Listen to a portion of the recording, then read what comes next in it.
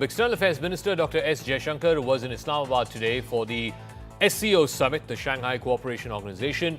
He had some pretty harsh words, mincing no words at all for the host Pakistan and also their biggest benefactor China when it comes to the issue of terrorism. After all, India's stated position has been that talks and terror cannot go hand in hand.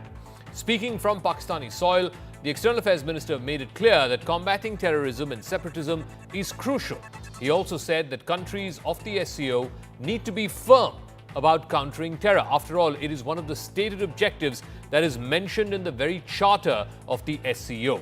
And this whole idea that you can have connectivity projects and connectivity projects will reduce all ills that are plaguing the region, the External Affairs Minister said it is naive to imagine in this day and age that connectivity can be encouraged at the cost of terrorism is simply an idea that will not bear fruit. The question, though, is those tough words from the External Affairs Minister, and remember, he's the first Foreign Minister of the Government of India to go to Pakistan in almost a decade. The last time an EAM of India went to Pakistan was in 2015 when Sushma Swaraj was the Foreign Minister. The big question is, have China and Pakistan, for whom that message was intended, have they got the message and will they heed?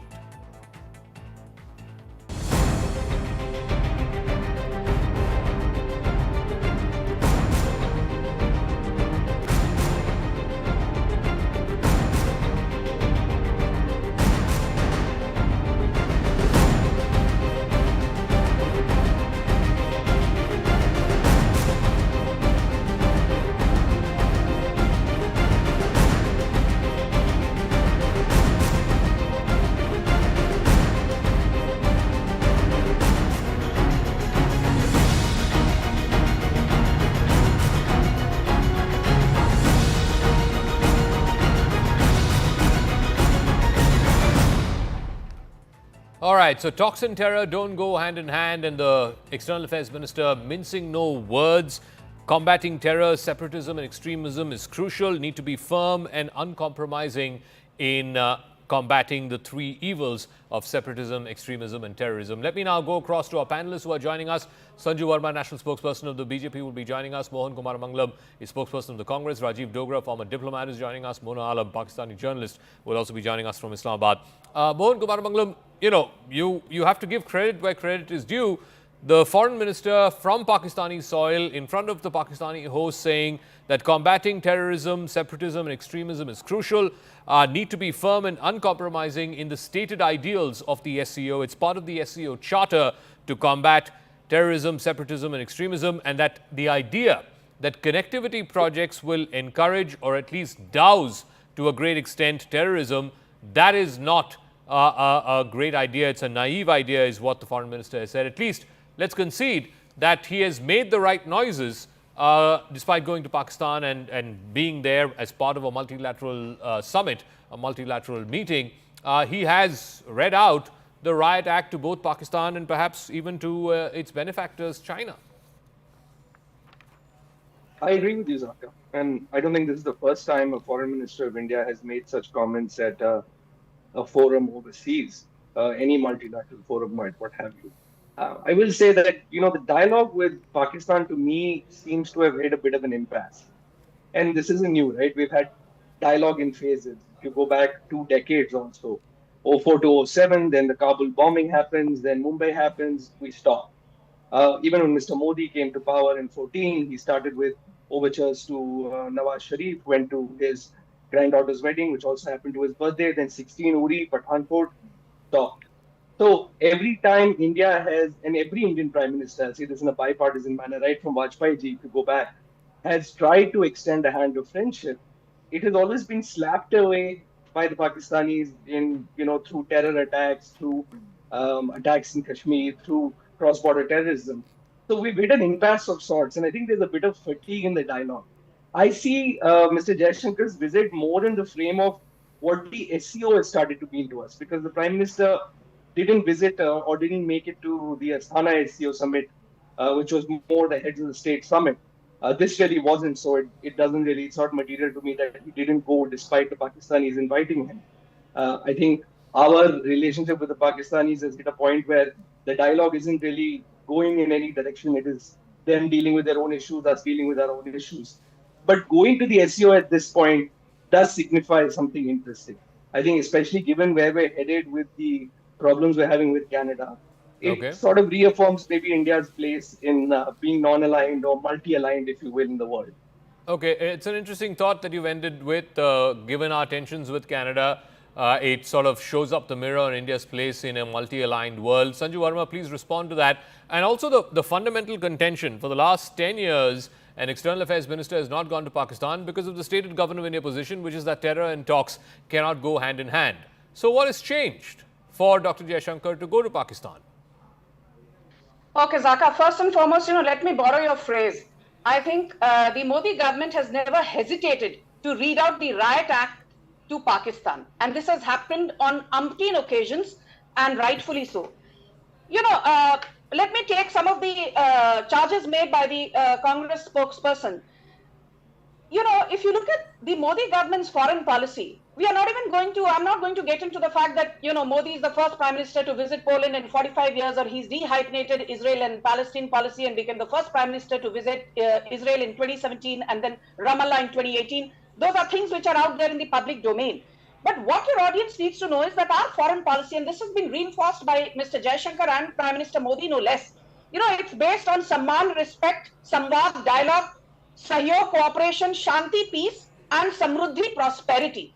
These are the 5 pillars on which our foreign policy largely functions from. Having said that, does the government of India have the prerogative to change its stance vis-a-vis Pakistan? Yes. Has that stance changed? Too early to say. What has changed in the last couple of years? I think the most important event of the last couple of years is 2019, when we revoked the MFN most favored nation status for Pakistan, point number 1. Point number 2, this is the same Modi government which has not held back any punches. And it was thanks to the Modi government that for the longest time, Pakistan continued to be on the grey list of the FATF. Thanks to the Modi government, Kashmir was stripped out of the international equation. Each time Pakistan or its diplomats raised Kashmir at international fora, they were completely snubbed. And I think that is one of the biggest achievements of the Modi government. But I want to tell the Congress one thing. I am a Mumbaikar, and after 26/11, what happened? The entire Congress ecosystem, including the likes of Digvijay Singh, they said, ye to RSS or BJP ki sazish hai. 26/11 attack was actually, the blame was pinned on RSS and BJP. I shudder to think, had Tukaram Omble not been brave enough to capture Ajmal Kasab alive, Tukaram Omble lost his life. Ma'am, one request. I'm sorry, I'm interrupting. We have a Pakistani guest also on the show. So let's keep it to the Pakistan-India angle. Domestic politics, there's always another day to sort of debate that. So let me bring in Mona Alam. Mona Alam, Mona Alam, the problem is this, that, look at the names that have been given by India to Pakistan. Pakistan says, just ahead of Mr. Jaishankar's visit, you had Mr. Shahbaz Sharif, the Pakistan Prime Minister, saying, talks should resume. You had the former Foreign Minister, Mr. Bilawal Bhutto, saying talks should resume. The former caretaker Prime Minister saying talks should resume. India is saying, you weigh that on the one hand. On the other hand, India has given a dossier of the most wanted terrorists who are still in Pakistan. Hafiz Mohammed Saeed, founder of the Lashkar-e-Taiba, the mastermind behind the 2008 Mumbai attacks. Zakir Rahman Lakhvi, senior commander of the Lashkar-e-Taiba, again, one of the masterminds of the 26/11 attacks. Masood Azhar, wanted for multiple attacks, including Pulwama in 2019, the Uri attack in 2018, etc. He's still in Bahawalpur in Pakistan. Dawood Ibrahim, wanted all the way from 30 years ago, the 1993 Bombay serial blast. He's still said to be in Clifton, Karachi. How do you expect India to at least make a modicum of walking the talk, or at least meeting Pakistan halfway as far as talks are concerned, when all of these chaps are hiding in Pakistan under state protection? Thanks a lot, Zaka. I think this has ended on a very positive note and very pleasantly surprising for all of us, because this wasn't what we were expecting in the first place. But that again is all accredited to Pakistan and its hospitality. I mean, the kind of treatment that was meted out by India to our former Foreign Minister Bilawal Bhutto when he had come to Goa.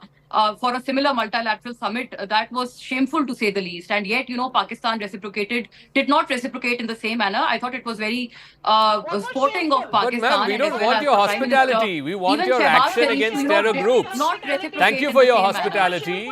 Thank you for your hospitality. But that's not what we're looking for. We're looking for your government to take action against the names that I mentioned just now. Well, talking of terrorism, I think India is already in a diplomatic embarrassment, and India is already in a great diplomatic shame, especially when it comes to Canada and how RAW has been operating its handlers in Canada. That's a cheap shot. That's a cheap shot. That is also apples and oranges. I don't think it quite compares the same. Also recently murdered one of the Congress fellow Baba Siddiq. I think all of this has happened. This has been happening. So Baba Siddiqui's murder is also connected to Canadian gangs. India is that your is contention? alleging such sort of allegations on Pakistan. It seems funny to me. No. One second. I want to be very clear about this. Are you saying, Mona Alam, that you are now firing off the shoulders of Canada? You're firing off the shoulders of Justin Trudeau? Not at all. Then what is your point? I'm just saying that my point is that all of these individuals whom you've named, Pakistan has already taken up their cases, and Dawood Ibrahim is an Indian national to start off with. Pakistan has nothing to do with Dawood Ibrahim. So then extradite him, right? Send him back to India. Let him face the law in a court of law in India. I mean, that's the simplest thing to do. And I think it's a fictitious story to begin with. Also for what is a fictitious story? For all a court of law went all the way up to the Supreme Court of India, has convicted him for the Bombay 1993 serial blast. What is fictitious about it? They're already on our proscribed list of individuals. Yes. I mean, Pakistan is also pursuing their case legally. Our country is a sovereign country. We have our own legal system. These are proscribed terrorists. Hafiz Saeed and Masood Azhar are UN designated terrorists.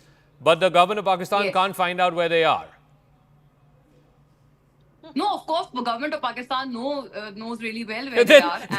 All the more reason, Mona Alam, if they know where these UN designated terrorists are, it's a shame that you're not able to, bring them to justice. They're not being used as handlers of our secret agency, as is the case in India. Okay, let's leave that charge aside. Let's leave that charge aside. If you are saying that government of Pakistan knows where UN designated terrorist Hafiz Saeed, where UN designated terrorist Masood Azhar is, then why are they not acting against him? Forget about extraditing to India. Why are they not sending him to the United Nations or to the International Criminal Court or the International Court of Justice? We're not harboring such individuals, to say the least. I mean, this is an entirely fictitious allegation. You just said, Mona Alam, that government of Pakistan knows where they are. Heard from them since where are they? Please tell us, where are they? Where are these two individuals? I'm sure our agencies know where they are, but they're facing are they in Pakistan? The worst of the times in their lives. Are they in Pakistan? They're not. Are they on Pakistani soil? They're lying on a bed of roses. Ma'am, are they on Pakistani soil? I just want to clarify. Of course, I do not know if they're on Pakistani soil or not, but I'm sure that my agency knows where they are. Rajiv Dogra, the point is this. No, Rajiv Dogra, there is now a new dimension. Mohan Kumaramangalam sort of alluded to it, and Mona Alam was quick to pick on that and run with it. Now Pakistan is going to turn around and say, look, we're not the only ones who are accusing you of this. Look at the Canadians. They're saying the same thing. How does India counter this? Well, India doesn't have to counter anything, nor should India explain anything to anyone. But let me start from the beginning.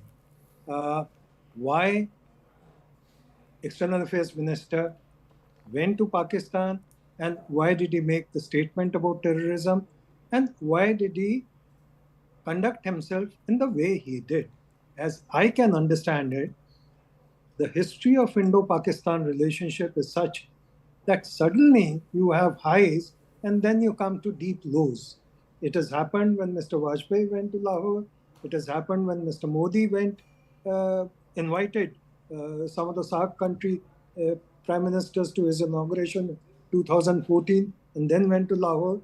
So it was a mature thing that not to raise the expectations on the bilateral level, to limit it to the multilateral forum that he had gone there for. And that multilateral forum called Shanghai Cooperation Organization was set up specifically for the purpose of combating terrorism, because China was having a horrible time from Uyghurs when it was set up. So Mr. Jaishankar was just reminding the forum that please remember why you were set up and please act accordingly. That is one. As far as Mona Alam's allusion to Canada is concerned, let me remind her that America bombed Afghanistan to Stone Age for no fault of theirs on 9/11. All the accused were from Pakistan or Saudi Arabia. There was not even a single accused from Afghanistan. Similarly, Israel and Hamas issue is about terrorism, and Israel has reacted in the way that needs no description. Now, what has India done insofar as Pakistan is concerned on terrorism? It is only acknowledging and advertising and repeating the fact that we have lost more than 80,000 people because Pakistan's act of terrorism. Okay. And what has Canada done? Canada, because of the flights of imagination by its Prime Minister called Trudeau, feels that India may be involved or some Indian may be involved. Now, is that enough to malign a country? Or is it according to his personal political agenda that he's doing so? So let's leave Canada aside. But Ambassador Dogra, the problem is not that. It may not be enough. Ultimately, it has to be proven in a court of law. But Mr. Trudeau is using it for his own domestic political purposes, whether one agrees with it or not. I mean, it could be completely scorched earth politics. But here is an interesting thing. Mona Alam has now picked on that and said that, look, Canada is also saying the same thing that Pakistan is saying. Now, India needs to find a vocabulary, a grammar, a language to counter that. Yes, you can say that, look, India doesn't need to answer to anyone, but the Pakistanis are going to go to town using the same thing. And this, for one, is a Western country. I think one of the panelists, I don't know if it was Sanju or whether it was Mohan Kumar Mangalam, said that India has finally managed to dehyphenate itself from Pakistan for the longest time. She said that. For the longest time, Ambassador, especially when you were in service, India and Pakistan were hyphenated, especially in the Western worldview, right? So that's been dehyphenated, particularly in the last 10 years under Mr. Modi. But can India dehyphenate Canada from its Five Eyes allies? Today, look at the statements that have been put out by the British Prime Minister's office, by the New Zealand Prime Minister's office, by the US State Department. I mean, India needs to be aware of this ganging up, and India needs to do something about this ganging up.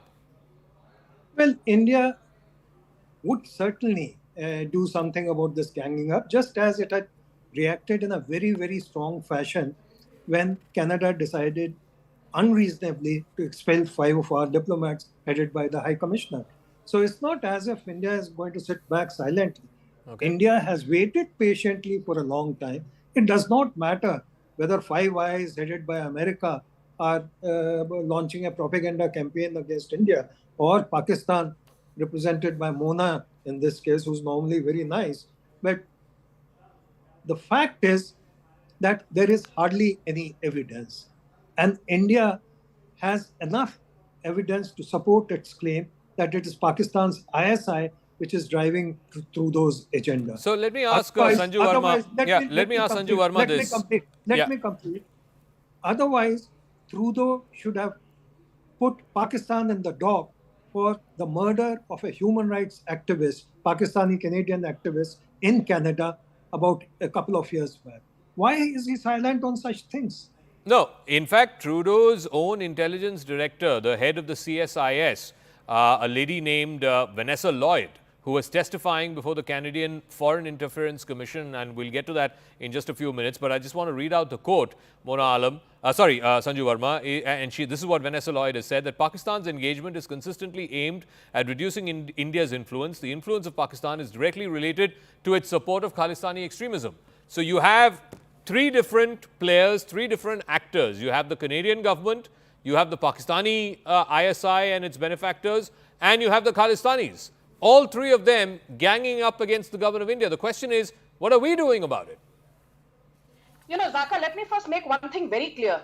the fact that you cornered Mona Alam, वो जो कहावत है ना हिंदी में, आ बैल मुझे मार, कुल्हाड़ी पर पाँव रखना, that is exactly what Mona Alam did on your show a couple of minutes back. But that is not the moot point. The moot point is this. People forget that the, appointment of Christopher Cooter as the Canadian High Commissioner to India, that position is something that has not been brought to fruition, though he was appointed in June 2024 after Cameron McKay left. So the first point is, even before Canada expelled Indian diplomats in June 2024, we told off Canada by not bringing to fruition the appointment of Christopher Cooter despite Cameron McKay leaving India. Okay. The second thing we did is we recalled the Indian High Commissioner, the Deputy High Commissioner, and 4 of our diplomats because it is unheard, unthinkable, unbelievable, and preposterous for any country, especially a Western nation, to try and ensure that 4 or 5 or 6 Indian diplomats are made persons of interest without any proof. Point number 3. When you compare Pakistan with India, which is what Mona Alam was trying to do, I just want to very clearly tell her, this is about comparing apples with watermelons. Pakistan's foreign reserves are $9 billion. Ours are close to $700 billion. Pakistan's economy is worth $340 billion. Ours is close to $4 trillion. In an entire year, Pakistan's exports are $39 billion.